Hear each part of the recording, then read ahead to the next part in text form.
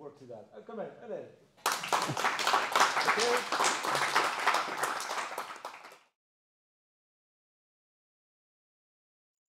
Merci. Bonsoir à tous. Merci pour assister à ma présentation. Donc, j'ai le plaisir et l'honneur de vous présenter un état des lieux de l'écosystème de Kotlin. Donc, je donne un peu de contexte. Déjà, comment ça se fait que je parle de Kotlin ici? Donc, c'était à Devoxx, c'était le mois dernier. Voilà. Donc, j'ai profité. J'ai vu que Sun, voilà, il était en soirée et tout. Je lui ai dit, bon, est-ce que je peux te parler de Kotlin? Bien sûr. Il m'a dit oui. Viens en parler au Paris Jug dans un mois. Donc, dans un mois, je dois préparer. Je me suis dit, qu'est-ce que je vais préparer d'ici un mois et tout. Finalement, c'est simple. En fait, Kotlin, c'est du ketchup, en fait, hein, voilà. C'est vrai, hein, c'est une vraie marque de ketchup. Il y a la pub et tout. Maintenant, je plaisante. Donc, je m'appelle Yacine Benabbas. Je suis DevRel chez Worldline. Je suis enseignant et je fais partie du Lille Android User Group. Donc, juste un mot pour Worldline. Donc, on est sponsor du Paris Jug et on a aussi un blog technique et une chaîne YouTube qu'on maintient dans notre équipe. D'ailleurs, il y a la vidéo de Jean-François James qu'il a fait dans notre conférence interne sur Java et AI que j'ai publiée il n'y a pas longtemps. Donc, n'hésitez pas à jeter un coup d'œil si ça vous intéresse. Alors, voici l'agenda de cette présentation. Donc, on va d'abord, comme c'est du Kotlin, on va parler un peu du langage. KMP, le développement multiplateforme en Kotlin. Ensuite, le développement front, le développement back et le data science. Ça permet de couvrir du coup l'écosystème Kotlin actuellement en 2024. Alors, allons-y pour le langage. Donc là, je vais pas faire un tour du langage, sinon j'aurai pas le temps de tout couvrir. Je vais juste vous montrer un peu de Kotlin, ce qu'on dit du Kotlin idiomatique, c'est-à-dire comment développer proprement en Kotlin ou quelles sont les fonctionnalités qui vraiment rendent Kotlin amusant et fun, comme on dit. Par exemple, une pratique qu'on fait pas en Kotlin, c'est quand on fait une classe, on fait pas de getters et setters, les fameuses fonctions get et set. C'est ça, on dit que c'est pas idiomatique en Kotlin de faire ça. Donc vous avez le code qui est là. Le lien de la présentation, vous l'aurez à la fin si vous voulez le regarder. Et on y va. Donc j'ai le code ici qui est tout prêt. Donc vous remarquez déjà que ici c'est du Markdown et ici c'est du code. En fait, pour info, ce fichier-là, c'est un Jupyter Notebook. Est-ce que vous avez déjà entendu parler de ce format-là, les Jupyter Notebook? Levez la main pour voir. Ouais, très bien. Donc je vais y revenir après. Et donc c'est très pratique justement pour apprendre le Kotlin.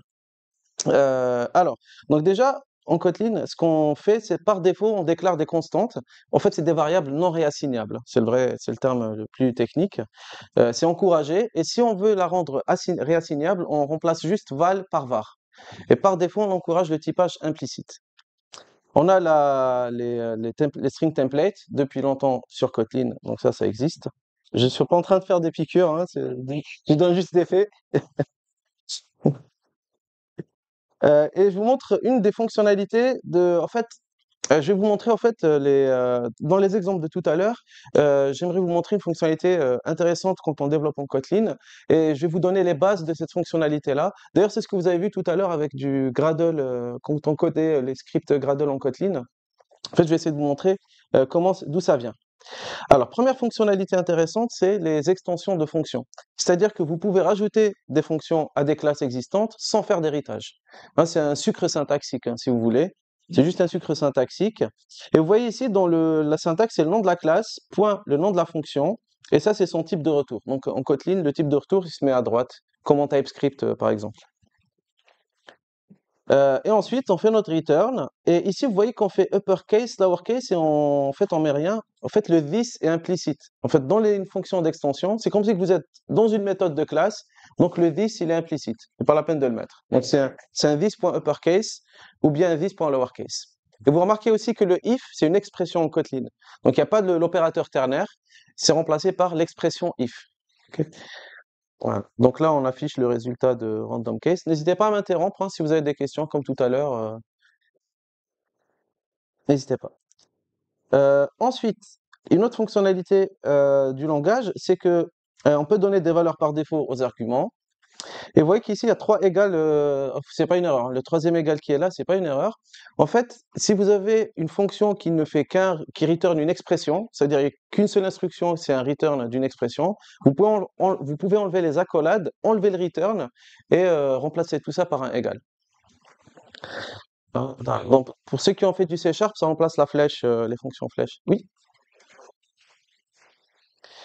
Alors, le premier égal, c'est donner une valeur par défaut à l'argument. Le deuxième égal, on donne une valeur par défaut à cet argument-là. Alors, n'hésitez pas à maintenir. Et le troisième égal, c'est la valeur de retour de la fonction. Voilà. Et du coup, ça, comme c'est une expression if, donc on retourne la valeur de cette expression-là, de toute cette expression. Oui, Ça veut dire que si j'appelle cette fonction sans donner le premier argument, oui, si j'appelle cette fonction sans donner le premier argument, il va mettre 0,5 automatiquement oui, dessus. Donc je l'appelle juste avec un entier, par exemple 12, c'est ça, je fais random case chance 12. Et là, Alors, c'est comme si j'avais appelé avec 0,5 et 12, c'est ça? alors, si on veut appeler là, il y aura une erreur normalement parce que c'est positionnel.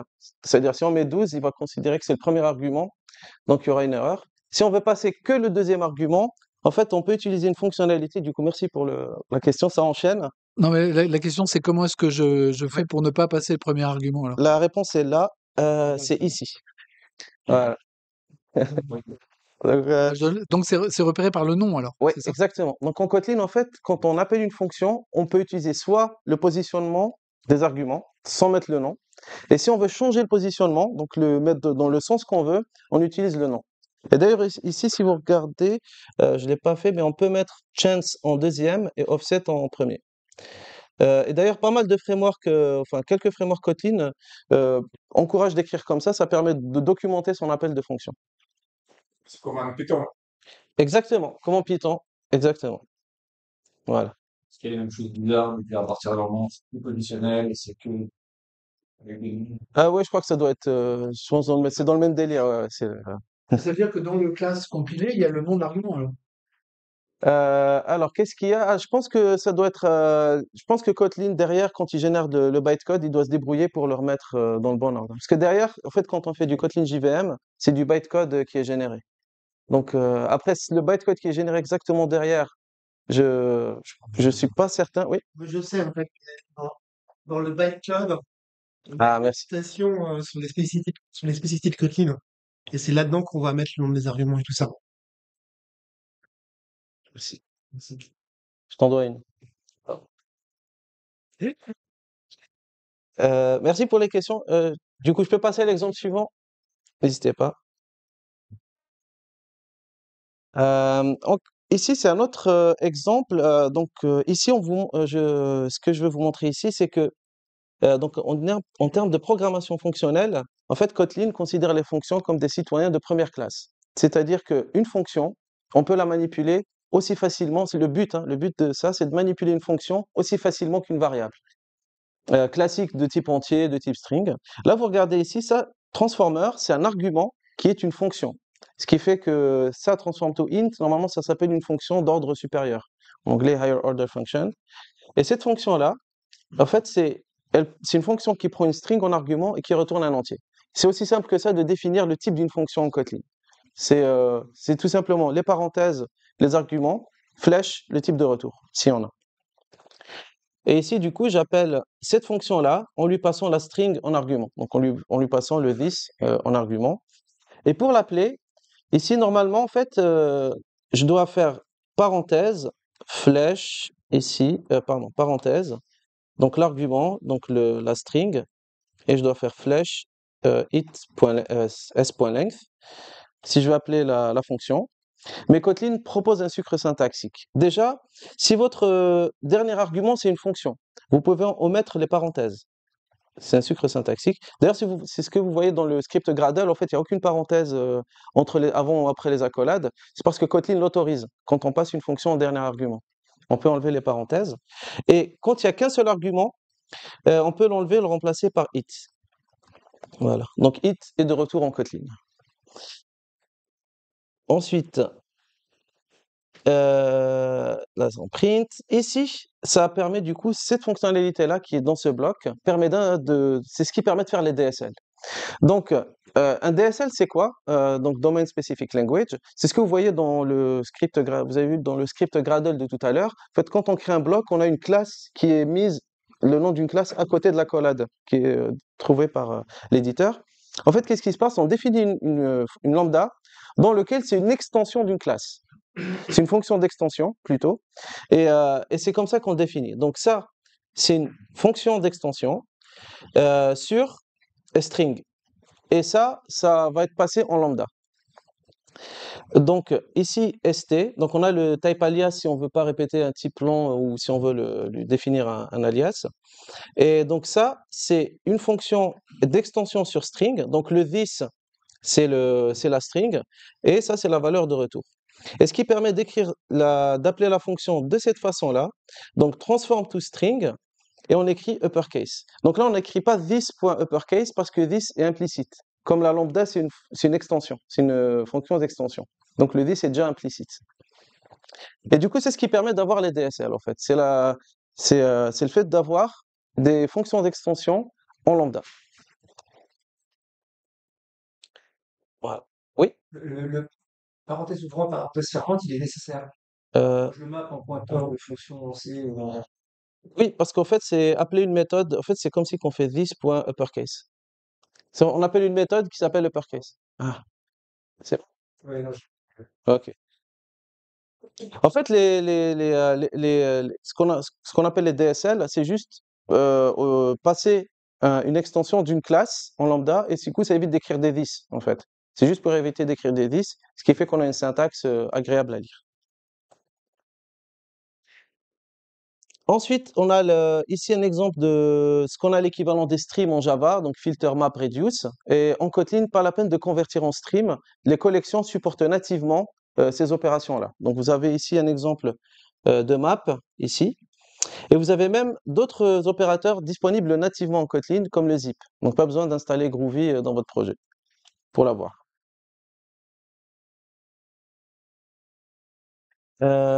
Ensuite, une fonctionnalité qui va arriver dans Java, mais d'implémenter de façon similaire à Kotlin, parce que Java a essayé d'implémenter ça, la null safety, enfin le fait d'éviter d'avoir le null pointer exception. Donc, pour moi, Kotlin, vraiment, pas que Kotlin, même il y a pas mal de langages implémentent de cette façon similaire, C#, Swift, TypeScript, et bientôt Java du coup, de ce que j'ai vu. Donc là, on a un argument qui peut être nul. Donc en Kotlin, par défaut, la valeur nulle est interdite. On peut jamais affecter nul à une variable ou un argument, sauf si on met le point d'interrogation. Et le compilateur nous interdit de le manipuler dans un contexte où il peut être nul. C'est-à-dire qu'il nous oblige ici à vérifier s'il n'est pas nul avant de le manipuler. Donc là, on vérifie si dev égale à nul, return none, et ensuite on peut manipuler la variable. Si j'enlève ce code-là, le compilateur va se plaindre. Il va pas compiler, il va dire que là, c'était dans un cas où il peut être nul et je t'interdis de le manipuler.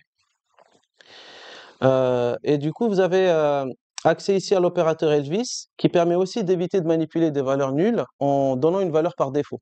Vous savez, Elvis, c'est la coupe de cheveux. Hein. Donc ça, en fait, c'est comme si qu'il regarde un regard incliné, donc les yeux et la mèche. C'est pour ça que ça s'appelle l'opérateur Elvis. C'est vrai, hein, ouais, c'est ça, ouais, enfin, ouais.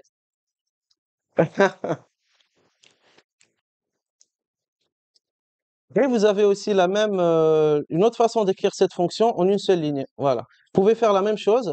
Donc ça, les points d'interrogation, ça s'appelle le chaînage optionnel, c'est-à-dire que dès qu'un appel dans ce chaînage-là est nul, il annule tout le reste de l'appel sans cracher et il retourne nul. Et ça permet du coup d'utiliser après l'opérateur Elvis ou des if pour sortir avec une valeur qui n'est pas nullable, qui est non nulle. Ouais, exactement. Beaucoup de personnes qui voient ça, qui ont fait du type. Kotlin est sorti, je crois, avant TypeScript. Hein. Il était sorti bien avant. Ouais, ouais. Et TypeScript a ajouté la null safety, je crois, après. Donc c'est TypeScript qui a. Enfin, après, je sais pas s'il a. Je ne sais pas les développeurs de TypeScript ce qu'ils ont fait, mais Kotlin. Ouais, voilà, c'est ça. Exactement. Ouais, beaucoup de développeurs qui ont fait du TypeScript disent qu'en fait, ça ressemble beaucoup. Pareil, des développeurs qui ont fait du C# avec la syntaxe moderne de null safety, ça ressemble beaucoup. Et si vous faites du Swift, pareil, ça ressemble. C'est juste un peu. Voilà. C'est juste l'opérateur Elvis qui est exclusif à Kotlin. Hein. Vous savez, en JS, c'est ça. Donc l'opérateur Elvis, c'est plus beau. Au moins, au moins on a ça. Pour créer un dictionnaire, vous avez map of. Et vous avez ici une syntaxe assez particulière aussi en Kotlin, ça s'appelle les infixes ou postfixes, je sais plus le nom, mais en fait c'est une fonction. En fait, c'est des fonctions particulières. Au lieu de les écrire, de faire des appels normaux, c'est-à-dire avec le nom de la fonction, parenthèse, les arguments, en fait, on peut les mettre comme des opérateurs plus, moins, ou donc c'est aussi une syntaxe possible en Kotlin. Ça permet de rendre la lecture plus agréable avec moins de parenthèses. En fait, on élimine beaucoup de... Si on peut pas mettre de parenthèses, on les met pas. Voilà pour la petite démo des vraiment, on va dire, du Kotlin idiomatique. Il y a pas mal de choses à voir, mais c'est juste pour surtout la partie DSL, c'est ça qu'on va voir beaucoup dans la suite de la présentation. C'est cette partie-là, le fait de faire des appels comme ça, qui ressemblent à du déclaratif, hein. Mais on va y revenir. Voilà, donc je vais continuer. Donc j'ai, comme promis dans la description, je vais aussi parler des évolutions du langage. Donc depuis la sortie de Kotlin 2 début d'année, alors plutôt avant la sortie de Kotlin 2, il n'y a pas eu beaucoup d'évolution côté langage parce qu'ils étaient beaucoup focalisés sur l'aspect multiplateforme et la stabilisation d'autres choses. Mais depuis la sortie de Kotlin 2, on a la promesse d'avoir beaucoup de fonctionnalités encore dans le langage qui vont apparaître. Une des fonctionnalités que j'attends beaucoup, c'est les littéraux de collection. Et ça permet d'avoir une syntaxe encore plus concise pour déclarer des collections sans avoir à faire de new list ou, vous voyez, un peu comme en Python en fait, hein, si vous avez déjà fait du Python. Donc ça, c'est en discussion, c'est en public ça s'appelle Kotlin Keep, c'est un repo GitHub où vous avez toutes les évolutions et vous pouvez même contribuer, commenter. Voilà. Oui, comment? Oui, on a aussi, il y a aussi list off aussi en Kotlin, hein. Il y a aussi list off. Mais oui, ça ressemble, mais c'est une option en plus. Et il y a plein d'autres fonctionnalités, donc j'ai listé quelques-unes. N'hésitez pas du coup à regarder les Kotlin Keep et regarder les comptes, les réseaux sociaux de Kotlin pour être un peu tenu au courant. Et même, vous pouvez même participer à des sondages pour donner votre avis, hein. J'ai déjà reçu un sondage, je vais donner mon avis sur une nouvelle fonctionnalité qui est sortie. Ouais, Question du coup par rapport au... Enfin, on voit pas mal l'évolution du langage, juste comme ça. ouais. Ça tourne sur quelle version de bytecode? Enfin, quelle version de JVM? C'est Vous du pouvez, 8, c'est du 11, c'est du 17? C'est vous quoi le pouvez, minimum requis par rapport aux versions de Kotlin? je crois que c'est le 8 ou le 7 ou un truc comme ça. D'accord, ok. Et même là, ils arrivent à faire évoluer le langage tout en Ouais, ouais, gardant le 1.8 en ouais. requirement. Ok. Normalement, c'est le cas, ouais, ouais. Kotlin est bloqué Java 8, il faut le support pour Android. Ouais, voilà. Ah, c'est ça en fait. Et donc ça, c'est aussi un argument pour Kotlin, c'est que si vous voulez utiliser des syntaxes modernes tout en supportant une vieille JVM, ça marche. C'est-à-dire des syntaxes. Performance des vieilles. Voilà. Après, vous pouvez utiliser aussi. Il y a un JDK fait par Libertica, je crois, qui backporte des fonctionnalités récentes dans des vieux JVM aussi. Donc peut-être que ça peut fonctionner. Mais après, oui, c'est vrai que je suis pas spécialiste de ça. Donc là, c'est un peu l'introduction, un peu l'échauffement, l'introduction au langage. Maintenant, on va passer sur Kotlin multiplateforme. Donc, je vais vous expliquer le principe de KMP. Alors, donc, quand vous avez un fichier Kotlin et que vous le compilez, il y a d'abord ce qu'on appelle un compiler front-end. Donc, le compilateur Kotlin, il est découpé en deux parties, si on veut expliquer simplement. Le compiler front-end, il va compiler le langage en représentation dit intermédiaire, IR, un peu comme fait C# par exemple.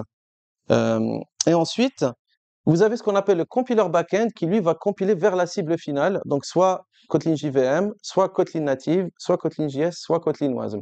Et chacune de ces modules Kotlin backend a des cibles différentes. Et donc, avec de l'outillage et des librairies à côté, bah, vous pouvez cibler toutes ces plateformes actuellement en Kotlin. Donc après, il faut juste utiliser le bon module Kotlin backend pour cibler votre plateforme finale. Je vais vous donner des exemples. Alors, avant ça, c'est juste que quand vous voyez compiler front-end, compiler back-end, il ne faut pas juste dire que Kotlin est un compilateur full stack, s'il vous plaît, hein. Voilà, donc je vais revenir. Hop. Alors, supposons qu'on a du code qui dépend du JDK ou de la JVM. Ben, du coup, là, on va, du coup, le compilateur, on va utiliser le compiler front-end et on va utiliser plutôt, dans ce cas-là, Kotlin JVM qui va permettre de faire soit de la data science, je vais y revenir après, soit des applications desktop, je vais aussi revenir après, et du back-end. Donc, voilà comment on peut faire de la JVM en Kotlin, cibler de la JVM. Ensuite, si on a du code qui cible les plateformes Apple, donc j'ai mis iOS, mais vous pouvez dire les plateformes Apple. Donc là, pareil, vous passez par le compiler front-end qui génère la représentation intermédiaire. Ensuite, vous activez Kotlin Native. Alors, sur le Gradle, c'est beaucoup plus simple. Vous dites juste la cible iOS, votre cible iOS, et c'est bon. Mais derrière les rideaux, il va utiliser le module du compiler Kotlin qui s'appelle Kotlin Native. Et ainsi, vous aurez du code compatible avec la plateforme iOS. Ensuite, si vous avez du code cross-platform, mais que mobile, donc Android, iOS, donc là, c'est pareil, vous avez votre code qui va passer par le compiler front-end dans un premier temps. Ensuite, il va passer par la Kotlin JVM pour générer du bytecode Android et par du Kotlin native pour générer du code iOS. Et donc, si on active toute la panoplie de plateformes, ben, si vous avez du code, ce qu'on appelle du code cross-platform, c'est-à-dire du code qui est développé de façon à ce qu'il tourne sur toutes les plateformes, ben vous pouvez cibler toutes les plateformes possibles. Je vais vous montrer juste après comment faire du code cross-platform en Kotlin ou une des façons de le faire. Sachant qu'il y a des librairies qui sont développées déjà en mode cross-platform, en fait, si vous allez chercher, bon, donc pour l'instant, il n'y a pas de moteur de recherche de librairie Kotlin multiplateforme, ça fait partie de la roadmap, mais à l'avenir, j'espère avoir quelque chose comme sur Flutter par exemple, où quand vous cherchez une librairie, ça vous dit sur quelle plateforme elle est compatible. Est-ce que c'est iOS, est-ce que c'est Android, est-ce que c'est Mac, et ainsi de suite. Mais il y a des librairies qui sont cross-platform et depuis début d'année, leur nombre a augmenté. C'est-à-dire c'est une librairie qui tourne sur toutes les plateformes et du coup ça passe par tous les modules du compilateur Kotlin. Alors ça, c'est un projet Kotlin multiplateforme que vous pouvez créer depuis le wizard. Donc si vous cherchez sur kmp.jetbrains.com, c'est un wizard qui ressemble à ce que vous avez vu tout à l'heure pour Spring et tout, c'est un starter. Vous choisissez les plateformes de votre projet. Donc iOS, Android, desktop, même un serveur. Et ça, si vous cochez tout, ça vous génère un gros projet Gradle avec un fichier Gradle et 2 modules Gradle. Donc vous avez 2 sous-projets dans le gros projet, un front et un back. En fait, vous avez ça. Un projet pour le front, ça s'appelle le Compose App. Donc c'est un projet front multiplateforme et un serveur. Et vous pouvez même partager du code entre les deux, si vous avez envie, hein. Il faut aussi pousser un peu le truc. Alors, et du coup, ça vous permet d'avoir un monorepo où il y a tout, le front et le back. Donc c'est du full stack. Alors vous allez me dire, quoi, un monorepo? Alors après, après c'est juste, enfin, vous pouvez découper en modules ou séparer dans des librairies, enfin mettre au propre. Mais ça, c'est un wizard, c'est juste pour commencer, hein, d'accord? Après, il y en a qui, enfin, il y a des avis. J'ai pas d'avis sur les monorepos. Je, on parle de Kotlin, pas de. N'hésitez pas à m'interrompre hein, si vous avez des questions. Ici donc, maintenant je vais vous montrer une façon de définir du code multiplateforme. Imaginez que j'ai un projet donc front. Donc en fait, le projet front est découpé en 5 dossiers. Vous avez le common main qui contient tout le code cross-platform. Le Android main, en fait, vous avez desktop main, iOS main, WASM.js main, qui est du code spécifique à chaque plateforme. Et en fait, dans l'idéal, c'est que tout votre code réside dans le common main. Votre front, les vues, la logique de votre application, tout réside dans le common main et vous mettez le minimum possible dans les autres dossiers. Pardon? Exactement, ouais. Alors, le point d'entrée de l'application, on va le mettre plutôt dans Android main parce que dans Android main, il faut une activité Android. Dans iOS, il faut une vue contrôleur iOS. Dans le desktop, il faut une fenêtre. Donc les points d'entrée, c'est plus les dossiers, mais justement, dans l'idéal, il n'y a que les points d'entrée dans les dossiers iOS, Android, et après, il délègue tout le reste à common main. Et tu vois un peu le truc? Très bien. Je t'en prie. Et du coup, imaginez que dans le common main maintenant, qui reprend la main, on veut utiliser un code, mais qui est spécifique aux plateformes. Par exemple, le get platform. Dans ce cas-là, on va utiliser un mot-clé Kotlin qui s'appelle expect, et ce mot-clé-là va s'assurer que vous allez l'implémenter pour chaque plateforme. Si vous ne le faites pas, vous aurez une erreur de compilation. Et donc, voilà. Et par exemple, pour iOS et Android, on l'implémenterait comme ça. Vous aurez du coup, pour l'implémentation, on écrit le mot-clé actual. Donc, ils vont ensemble, expect et actual. Et on va implémenter sur Android, pardon, en donnant la version, pardon, zut, j'ai spoilé la suite. Donc, vous allez donner ici, vous allez appeler le SDK Android. Et sur iOS, vous allez appeler le SDK iOS pour récupérer, par exemple, la plateforme. Donc ça, c'est du code vraiment spécifique. Et vous voyez que ici, en fait, en bas, c'est du Kotlin ici. C'est-à-dire que Kotlin enveloppe le SDK iOS. Donc, vous pouvez tout faire 100% en Kotlin. Il faut juste connaître les SDK, les appels API des autres plateformes, mais vous pouvez tout écrire en Kotlin. Et du coup, c'est aussi simple que ça. Vous vous attendiez à quoi? Did you expect? Oui. Voilà, c'était ça la blague. Ouais. Expect et actual, c'est des mots-clés du langage Kotlin. Oui. D'autres utilisations ailleurs? Non. Non. Parfait. C'est le seul usage, c'est pour KMP. Ce qui est intéressant aussi en KMP, c'est que vous êtes souple dans la façon dans laquelle vous allez développer ce qu'on appelle vos modules multiplateformes, votre code multiplateforme. Donc tout ce que vous voyez en blanc, supposons que c'est du code spécifique à une plateforme. Et vous voulez rajouter une fonctionnalité. Ben, vous pouvez commencer déjà à développer cette fonctionnalité avec KMP en multiplateforme, ou bien vous pouvez petit à petit certains modules de l'application, les développer en cross-plateforme. Généralement, par exemple chez nous, dans nos équipes mobiles, on développe beaucoup des applications avec ce modèle-là, c'est-à-dire les parties non UI, c'est les parties où on fait des appels REST ou de la logique métier. Ça n'a pas généralement besoin d'appels natifs du système, c'est des calculs, c'est du HTTP. Donc ça, c'est fait en cross-plateforme. Et ensuite, la partie UI, c'est fait avec le SDK natif. C'est un choix qui est tout à fait possible. Donc, on va faire l'UI avec du Swift UI, du Jetpack Compose, ou bien si vous faites du web, du React, enfin, vous avez le choix, ou de l'Angular. Et vous avez aussi le choix de faire l'UI avec un framework cross-platform qui s'appelle Compose Multiplateforme. Donc, c'est un framework, j'ai montré un exemple tout à l'heure, c'est en Kotlin, et vous codez votre interface en Kotlin, et ça ressemble plus à Flutter en mode de fonctionnement. C'est-à-dire, ça va dessiner un canvas, et ça va dessiner dessus les composants avec le matériel design par défaut. Et du coup, ça me permet de parler du développement front-end. Alors, en Kotlin, avant de parler de Compose, vous avez plusieurs choix pour faire du dev front-end. Hein, donc, j'ai découpé en 3 familles. Bah, si vous aimez faire si vous connaissez JavaFX, vous pouvez le faire en Kotlin. Donc, ça marche encore bien JavaFX. Hein.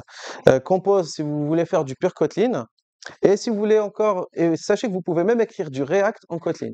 Ça peut se faire, ça se fait, et ça marche bien. Oui.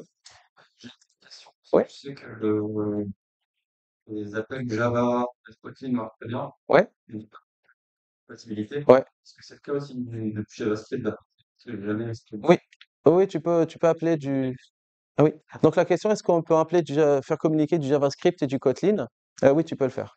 C'est pas aussi, je dirais par expérience, c'est pas aussi bien que Java, mais ça marche. D'ailleurs, dans le dépôt que je vous partagerai à la fin, j'ai mis des exemples de, de, de projets JS Kotlin. Donc, un serveur Node écrit en Kotlin, un serveur Express. Mais oui, c'est possible.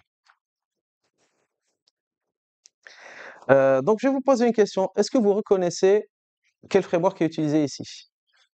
JavaFX. Mais c'est du JavaFX. Alors, la réponse n'est pas complète. C'est du JavaFX plus KTFX. Attention.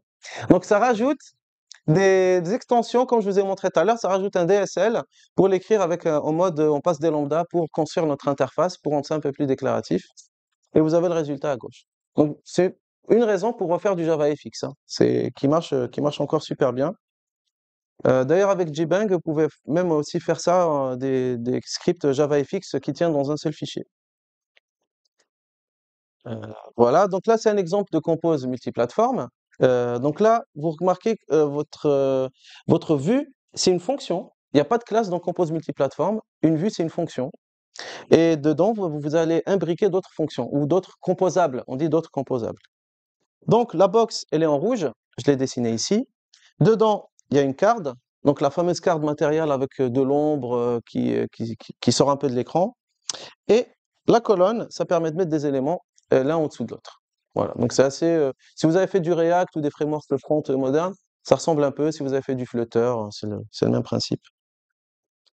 Et pour info, sur le desktop, c'est-à-dire si vous voulez faire tourner du Compose sur desktop, ça utilise la JVM aussi. Donc voilà, une autre raison pour dire que on peut faire des belles interfaces graphiques sur la JVM. Et justement, ça me permet de vous poser une question où j'ai retrouvé un fait intéressant. Est-ce que vous avez déjà fait du swing? Ça vous parle? Swing. Swing X. Moi, perso, j'ai commencé avec ça. J'ai appris Java avec Swing. Après, j'ai fait du Liferay, du Struts. Mais bon, ça, c'était. Alors, et Compose. Alors, pas quel, mais qui est le lien entre ces trois librairies? Ou un lien? Alors, qui? J'ai dit qui? Pas que. En fait, c'est Romain Guy. Connaissez Romain Guy? Donc voilà, il a développé, il faisait partie du développement de Swift. Il a travaillé un peu sur SwingX. Ensuite, il a quitté l'écosystème. Enfin, il a quitté Oracle ou Sun. Pour travailler ensuite sur Android. Et en travaillant sur Android, il a travaillé sur Compose. Et Compose tourne sur la JVM, ce qui fait que la boucle est bouclée, quoi. Voilà. Et donc voilà pour le petit fait intéressant. Une autre démo, ça c'est la dernière pour la partie front. Donc c'est pas du React, mais on reste dans l'univers Java, JVM, pardon. Et donc ça c'est Vaadin. Vous avez entendu parler de Vaadin? Voilà, donc ça permet d'écrire des pages web en Java et en Kotlin aussi, en Kotlin DSL avec Caribou DSL. Donc c'est le nom de la librairie, c'est le vrai nom, je l'ai pas inventé. En fait, généralement, en fait, quand vous voulez voir si une librairie est disponible en Kotlin, enfin, si vous voulez coder en Kotlin une librairie Java à la base, essayez toujours de chercher s'il y a un DSL disponible, comme KTFX pour JavaFX et comme Caribou DSL pour Vaadin. Et ça permet de rendre le code, on va dire, un peu différent. En fait, ça permet de donner aux développeurs, en fait, un autre choix. C'est-à-dire, vous avez le choix de faire du Java, qui est très bien, mais si vous voulez tenter autre chose, si vous voulez tenter autre chose, ben, vous avez ça aussi. Ça permet de donner des options aux développeurs. Je trouve qu'il est pas mal. Donc là, on n'a pas le temps, mais on a une démo. Donc, si vous voulez prendre une photo, scanner, tester après, c'est une application faite en Compose, multiplateforme. Et si vous scannez ça, vous aurez l'application Compose Web. Donc, si vous êtes sur Android, ça va marcher parce que ça utilise WebAssembly. Si vous êtes sur iOS, il vous faut la dernière bêta parce que le WebAssembly sur iOS, ça, c'est pas encore à jour. Il faut avoir la dernière bêta de la 18.2 pour que ça marche. Voilà. Après, de toute façon, je vous partagerai les diapos pour la suite. Je vais essayer de faire un peu plus vite. Donc là, je vais avancer sur ça. Pour le développement back-end, donc là, on va passer au développement back-end. On a trois familles de frameworks.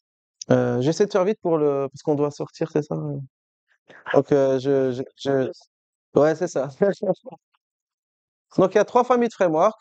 Si vous voulez faire du back-end en Kotlin, vous avez ces choix-là. Et donc, ça, c'est plus exotique. C'est pas super bien documenté. C'est assez compliqué de mettre en place. Donc, pour l'instant, c'est pour vraiment s'amuser, pour tester. Mais si vous voulez faire des applications de prod, prenez plutôt un choix JVM en Kotlin ou du pur Kotlin. Les frameworks pure Kotlin, en fait, par exemple, Ktor tourne sur la JVM. Sauf qu'au niveau de la syntaxe, vous allez voir, ça utilise c'est idiomatique Kotlin, comme j'ai dit tout à l'heure. On va voir ça. Mais avant ça, je vous montre du Quarkus. Dans notre équipe, on développe une API REST en Quarkus et Kotlin.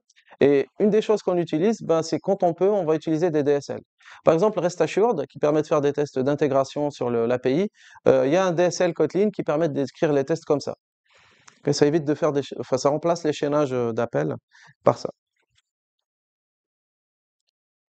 Donc là, c'est l'exemple de Express.js. Donc là, c'est du Kotlin qui va traduire en JavaScript. Mais j'ai pas montré ici le post parce qu'il est un peu long. Mais dans le post, on fait de la communication entre Kotlin et JavaScript. Et ça, vous le verrez dans le repo que je vous partagerai. Et ça, c'est Ktor Server. Donc Ktor, c'est un framework qui propose un client et un serveur. Et la partie serveur, c'est un peu comme c'est un framework serveur état de l'art, donc il propose des fonctionnalités de base. Enfin, il fait tout ce qu'on attend d'un framework serveur, faire des API, générer des pages, et il propose aussi des plugins pour un peu comme les extensions Quarkus, pour ajouter des fonctionnalités. Et donc vous avez ici un exemple de code. Ici, donc c'est avec un DSL. Donc vous avez le routage, vous définissez un get qui va répondre avec de l'HTML. Et vous voyez ici qu'on écrit de l'HTML en Kotlin aussi. Donc il y a aussi un DSL. En fait, c'est comme les applications. Il y a un DSL pour tout. Ouais, d'accord. Donc là, vous avez un DSL pour écrire votre HTML. Il y a même un DSL pour écrire du CSS. Voilà, donc là, c'est l'appli. En fait, on a développé une appli avec mon collègue. Donc, la partie front, je vous ai montré le QR code. On a aussi développé une partie serveur, enquêteur serveur, qui va collecter les résultats de l'application du quiz et afficher ça dans une page HTML écrite en Kotlin. Et vous avez la démo ici, si vous voulez voir après. Au niveau des retours d'expérience de Kotlin, donc il y a une page d'études de cas sur le site officiel de Kotlin. Enfin, les retours les retours d'expérience, en fait, le truc positif qu'ils trouvent à utiliser Kotlin, c'est la null safety et le fait que le langage soit concis et simple à utiliser. Donc, c'est vraiment les arguments mis en avant par les développeurs qui fait qu'ils sont vraiment contents d'utiliser Kotlin pour le bac. Alors, on finit avec la data science, le tour de l'écosystème de Kotlin. Donc, les Jupyter Notebook, je vous ai montré ça tout à l'heure. Donc, c'est un fichier qui contient des blocs de Markdown, des blocs de code et le résultat du code, tout ça enregistré dans le fichier. Ça marche un peu partout et il y a le kernel Kotlin pour faire tourner du code Kotlin, comme vous pouvez le voir ici. Ça marche sur VS Code et ça marche sur IntelliJ Ultimate. Pour avoir l'édition Ultimate, pour avoir le support d'IDE. Et c'est rendu aussi. Et sur GitHub, vous avez un rendu assez propre. Ça, c'est une facette qui permet de dire que Kotlin fait de la data science. L'autre aspect, c'est bien sûr les librairies. Et on a sélectionné deux. Donc la première, c'est Candy. Donc c'est le jeu de mots sur Candy. C'est un peu comme Mortal Kombat, quoi. On remplace tous les C par un K. Et donc, donc la librairie Candy, c'est pour dessiner des graphiques. Et DataFrame, c'est pour travailler sur des tableaux de données, rajouter des colonnes, supprimer des colonnes, faire des requêtes avec une syntaxe donc basée sur des DSL et haut niveau. C'est très simple à utiliser pour manipuler ces données. Donc c'est vraiment à destination des data scientists, on essaie vraiment de proposer des choses simples. Donc voici un exemple de graphe dessiné avec Candy. Donc en haut, vous avez la donnée. Donc c'est une liste qui contient pardon, c'est un dictionnaire qui contient deux clés, deux entrées. Enfin, les deux entrées, c'est des listes. La première entrée s'appelle user, ça contient deux strings. La deuxième entrée, ça contient deux entiers. Et ça, du coup, ça permet d'afficher un graphique qui est là. Et c'est ça le code qui permet de le faire. Donc, on va plotter, on va avoir l'axe X et user, on va mettre des barres. Donc, c'est encore un DSL, comme vous pouvez le voir ici. C'est le mot du jour, c'est DSL pour cette présentation. Voilà. Donc, les personnages, c'est petite référence à Black Clover pour ceux qui regardent l'animé. Et juste pour vous montrer là où je me suis servi de la data science, en fait, dans l'application web, dans le site web, il y a un graphique et pour le développer, en fait, je l'ai fait d'abord sur un notebook pour avancer rapidement, pour le faire de mon côté, itérer rapidement. Et une fois que c'est propre, j'ai atteint mon résultat, je copie-colle le code sur la partie Ktor Server pour générer le graphique, l'exporter en SVG et l'afficher dans une balise IMG. D'accord? Enfin, l'afficher directement, pardon, dans une balise SVG, dans Ktor. Donc là, vous avez un exemple de rendu du site web. Donc ça, c'est vraiment le rendu du site web.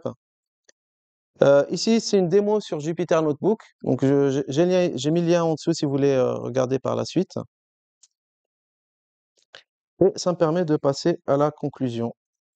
Donc Kotlin en 2024, c'est un écosystème exhaustif, complet. On pouvait faire du front, du back, de la data science, mais aussi d'autres choses. On a vu tout à l'heure du Gradle, donc votre build. On peut faire du scripting. Donc KTS, en fait, c'est un fichier de scripting Kotlin. Vous avez même des outils comme JBang et KScript qui permettent de faire du scripting un peu plus poussé en Kotlin. Et vous pouvez même faire de l'infra avec Pulumi. Il y a un support Kotlin dessus. Donc ça, c'est mon collègue qui travaille dessus. Et aussi, Kotlin, c'est aussi une fondation. Ça permet aussi de se rassurer. Sur le fait que il y a du support, ça va continuer, il y a une communauté derrière.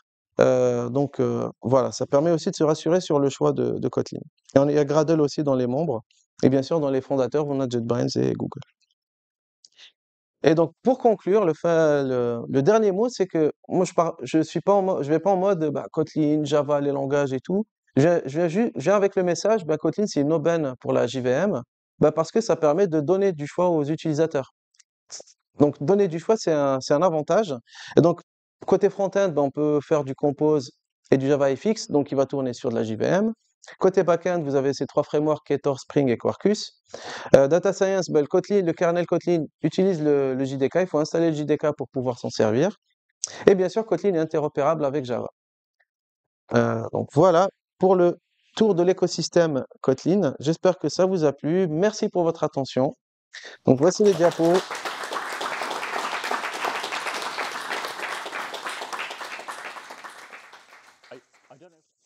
Donc les diapos sont là et on a une formation Kotlin et KMP. Donc si vous êtes un compose multiplateforme, si vous êtes intéressé, n'hésitez pas à regarder, contribuer, donner des commentaires.